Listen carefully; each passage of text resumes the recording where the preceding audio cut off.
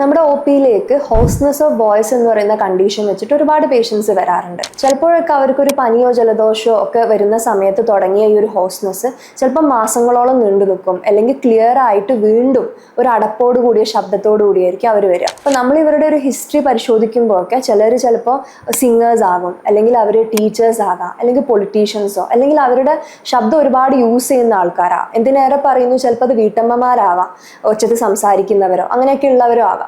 അപ്പം നമ്മളിത് എൻഡോസ്കോപ്പി ചെയ്ത് നോക്കുമ്പം നമുക്ക് കിട്ടുന്ന ഡയഗ്നോസ് ആണ് ഈ വോക്കൽ നൊഡ്യൂൾ എന്ന് പറയാം.